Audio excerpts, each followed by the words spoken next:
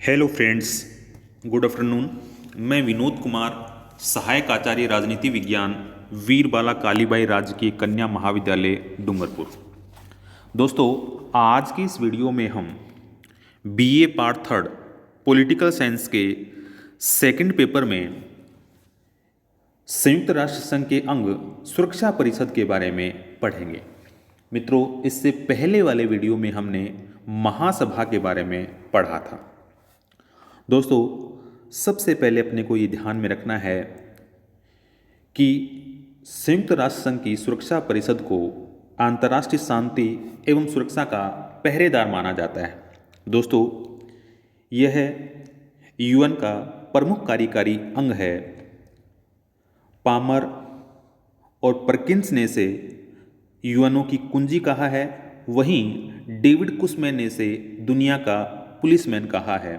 दोस्तों, आपसे पूछा जा सकता है कि सुरक्षा परिषद का सबसे प्रमुख कार्य क्या है। तो मित्रों, आपको ध्यान में रखना है, सुरक्षा परिषद का जो सबसे प्रमुख कार्य है वो है अंतर्राष्ट्रीय शांति एवं सुरक्षा बनाए रखना। आपसे ये भी पूछा जा सकता है कि सुरक्षा परिषद को किसने दुनिया का पुलिसमैन कहा है। तो आपको ध्यान रखना, डेविड कुशमैन ने कहा है। अब दोस्तों, हम चर्चा करेंगे सुरक्षा परिषद के संगठन के बारे में।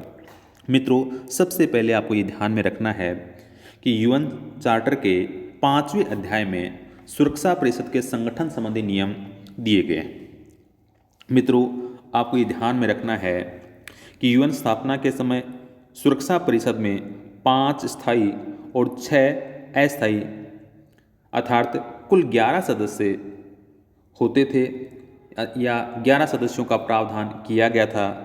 लेकिन सितंबर 1965 में चार्टर के संशोधन द्वारा अस्थायी सदस्यों की संख्या जो है वो 6 से बढ़ाकर 10 कर दी गई। इसलिए वर्तमान में सुरक्षा परिषद की जो सदस्य संख्या है वो 15 है, जिसमें 5 स्थायी और 10 अस्थायी सदस्य होते हैं।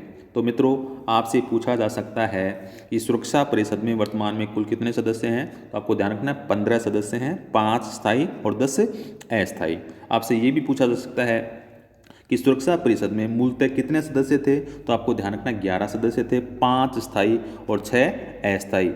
लेकिन 1965 में क्या कर दिया गया, चार्टर में संशोधन के द्वारा अस्थायी सदस्यों की संख्या जो है वो 6 से बढ़ाकर 10 कर दी गई। अब दोस्तों, अपने को याद रखना है कि सुरक्षा परिषद के जो 5 स्थायी सदस्य हैं वो कौन कौन से हैं। तो मित्रों, आपको ध्यान में रखना है कि चीन, फ्रांस, रूस, ग्रेट ब्रिटेन तथा संयुक्त राज्य अमेरिका इसके 5 स्थायी सदस्य हैं। दोस्तों, अपने को ये ध्यान में रखना है कि अस्थायी सदस्य जो होते हैं उन सदस्यों का निर्वाचन महासभा अपने 2/3 बहुमत से 2 वर्ष के लिए करती है। तो मित्रों, एग्जाम में कई बार ये प्रश्न पूछा जा चुका है कि सुरक्षा परिषद के अस्थायी सदस्यों का निर्वाचन किसके द्वारा किया जाता है। तो आपको ध्यान में रखना है, महासभा अपने 2/3 बहुमत से सुरक्षा परिषद के अस्थायी सदस्यों का निर्वाचन करती है। कितने वर्ष के लिए करती है? 2 वर्ष के लिए। मित्रों, आपको ये भी ध्यान में रखना है कि सुरक्षा परिषद के जो 10 अस्थायी सदस्य हैं उनमें से 5 एशिया अफ्रीका राज्यों से, 1 पूर्वी यूरोप से, 2 लैटिन अमेरिका से और शेष 2 पश्चिम यूरोप व अन्य राज्यों से होने चाहिए। अब अपन चर्चा करते हैं दोस्तों सुरक्षा परिषद की कार्य प्रणाली की। दोस्तों, सबसे पहले तो आपको ये ध्यान में रखना है कि सुरक्षा परिषद जो है वो यूएन का निरंतर कार्य करने वाला निकाय है। दोस्तों, सुरक्षा परिषद जो है वो स्थायी रूप से सत्र में रहती है और आपको ये ध्यान में रखना है कि सुरक्षा परिषद की जो बैठक है वो 14 दिन में एक बार होती है। लेकिन आपको ये भी ध्यान में रखना है कि यदि आवश्यकता हो जाए अथवा अंतर्राष्ट्रीय शांति एवं सुरक्षा को खतरा उत्पन्न हो जाए तो उसकी बैठक जो है अल्प सूचना पर अर्थात 24 घंटे की सूचना पर बुलाई जा सकती है। दोस्तों, आपको ये ध्यान रखना है कि सुरक्षा परिषद में प्रत्येक सदस्य देश का एक प्रतिनिधि उपस्थित होता है, अर्थात 15 सदस्य ज़्यादा से ज़्यादा सुरक्षा परिषद की बैठक में उपस्थित रहते हैं। अब दोस्तों, अपन चर्चा करते हैं सुरक्षा परिषद में मतदान की प्रणाली तथा वीटो। दोस्तों, सबसे पहले तो आपको ये ध्यान में रखना है कि यूएन चार्टर की धारा 27 में सुरक्षा परिषद में मतदान की प्रक्रिया का वर्णन है। मित्रों, आपको ये ध्यान रखना है कि प्रक्रिया संबंधी विषय में परिषद के जो निर्णय हैं उन 9 सदस्यों के स्वीकारात्मक मत से किए जाएंगे। अब हमें यह जानना है कि प्रक्रिया संबंधी विषय कौन से हैं। तो दोस्तों आपको ध्यान रखना है कि प्रक्रिया संबंधी विषयों का आशय ऐसे मामलों से है जिसमें सुरक्षा परिषद की बैठक के समय स्थान का निर्णय करना, इसके सहायक अंगों की स्थापना, कार्यवाही चलाने के नियम और सदस्यों को बैठक में सम्मिलित होने के लिए निमंत्रित करना आदि। ये कौन से विषय हैं? प्रक्रिया संबंधी विषय हैं। और इन विषयों में परिषद के जो निर्णय हैं उन 9 सदस्यों के स्वीकारात्मक मत से किए जाएंगे। दोस्तों प्रक्रिया संबंधी विषयों के अलावा सब विषय महत्वपूर्ण या सारवान समझे जाते हैं। ऐसे विषयों के निर्णय के लिए 9 सदस्यों के स्वीकारात्मक वोट के साथ 5 स्थायी सदस्यों के स्वीकारात्मक वोट भी होने चाहिए। इस व्यवस्था के अनुसार यदि 5 स्थायी सदस्यों में से कोई एक भी किसी महत्वपूर्ण निर्णय के विपक्ष में वोट दे देता है तो वह विषय अस्वीकृत समझा जाता है। इस प्रकार दोस्तों सुरक्षा परिषद के जो स्थायी सदस्य हैं उन स्थायी सदस्यों को वीटो का अधिकार प्राप्त है। अब यहाँ अपन चर्चा करते हैं दोहरा निषेधाधिकार।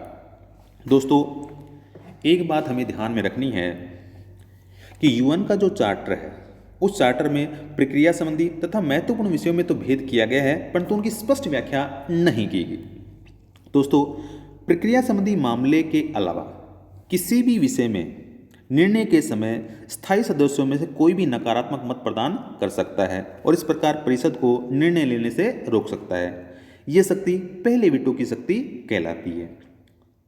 एक बार मैं फिर दोहरा रहा हूं दोस्तों कि प्रक्रिया संबंधी मामलों के अलावा किसी भी विषय में निर्णय के समय स्थायी जो सदस्य हैं उन सदस्यों में से कोई भी सदस्य जो है वो वीटो का प्रयोग कर सकता है। यह शक्ति पहले वीटो की शक्ति कहलाती है। दूसरे वीटो का प्रश्न उस समय उठता है जबकि सुरक्षा परिषद को यह तय करना होता है कि कोई विषय प्रक्रिया संबंधी है या नहीं। दोस्तों ये प्रश्न की कोई विषय प्रक्रिया संबंधी है अथवा नहीं एक कार्य विधिक प्रश्न नहीं है, अतः इस पर निर्णय लेते वक्त 9 सदस्यों के मत अनिवार्य हैं। इसमें 5 स्थायी सदस्यों के मत भी सम्मिलित होते हैं। इस प्रश्न के निर्धारण में स्थायी सदस्य दूसरे वीटो का प्रयोग कर सकते हैं। तो दोस्तों अपने को ये ध्यान में रखना है कि सुरक्षा परिषद के जो स्थायी सदस्य हैं उनको दोहरा निषेधाधिकार प्राप्त है। अब दोस्तों अपन चर्चा करते हैं सुरक्षा परिषद के कार्य अथवा शक्तियों की।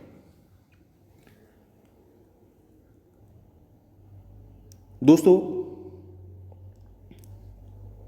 सुरक्षा परिषद के कार्य अथवा शक्तियों को 2 भागों में बांटकर समझा जा सकता है।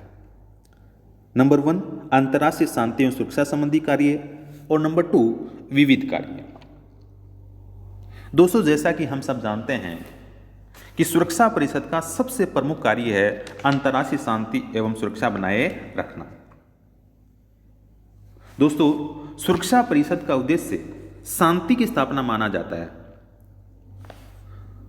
मित्रों अंतर्राष्ट्रीय विवादों को निपटाने के लिए सुरक्षा परिषद जो है वो 4 प्रकार के तरीके अपना सकती है। सर्वप्रथम वह संबंधित राष्ट्रों को आपसी वार्ता व पत्र व्यवहार के लिए प्रेरित करती है। दूसरा वह पंचों, मध्यस्थों और अंतर्राष्ट्रीय न्यायालयों द्वारा निर्णय का सुझाव रखती है।